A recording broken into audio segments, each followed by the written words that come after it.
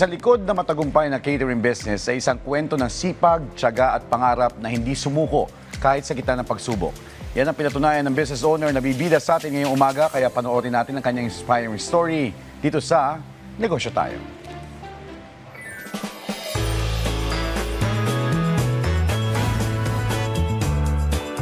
Actually, we started sa bahay. Nung una, nagbe-bake lang kami. Then, sa mga friends kami nagbebenta. And then, eventually, nag-start din kami sa mga merienda, sa mga pasta. And then, mga ulam. Then, party trays. Tapos may nag-request na isang client na kung pwede kami mag-cater sa kanila, kahit simple lang. So, tinry na lang namin. Tapos, lahat ng nakatikim, parang naging interesado sila, nasarapan daw sila. So, isa-isa nagpapabook, pag ganito. So, parang ang accidental lang yung pag-start namin ng business. So, napilitan kaming bumili ng gamit. Isipan na namin na, sige, i-continue na natin yung catering services. Actually, marami na. Up to next year, may mga bookings and reservations na kami. So far, maganda naman yung takbo ng business. Before, as a working mom ako dati, pero nung nagkaroon ako ng fourth child, doon ako nag-stop kasi nga kailangan ko talagang alagaan yung bunso ko. So nag-stop, nag-office ako, naging sales manager din ako. So sabi ng husband ko, mag-business ka na lang sa bahay. Pero eventually, napunta rin kami sa ganito dahil nilumalaki na yung anak ko, di na ako bumalik sa pag-office. So sabi ko, medyo okay naman na yung kita. So tinuloy-tuloy na namin. Yung dalawang anak ko naman kasi malalaki na sila. Yung dalawa lang yung medyo bata.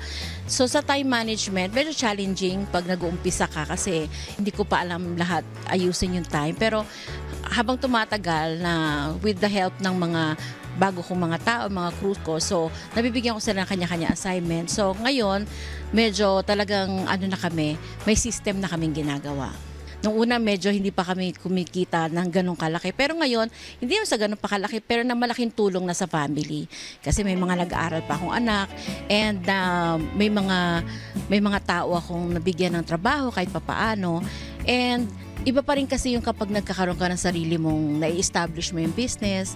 So, malaking tulong yun sa family mo, financially, emotionally, and yung stability rin na meron ka. So, sa akin, tuloy-tuloy lang and sana mag-okay pa rin. Ang isang business, whatever it is, consistency lang. Kasi hindi pwedeng sa una, kumita ka, tapos nung hindi ka na kumita, stop ka na.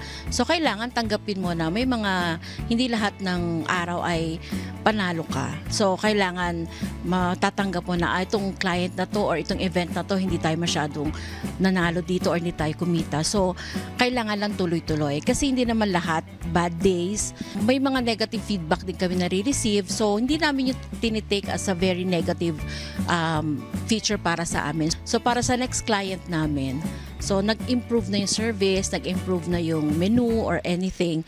So dapat open ka sa mga negative na mga bagay kasi lahat naman wala pa namang perfect pero pwede mong ayusin every time. Based lang po sa experience ko, dapat we should start small para yung mistakes natin hindi expensive. Kasi alam mo yun, parang lalo na pag hindi naman tayo ganun kagaling pa rin sa una, no? Marami tayong trial and error. So start small, slowly, dahan-dahan, unti-unti, maganda yung palaki ka ng palaki.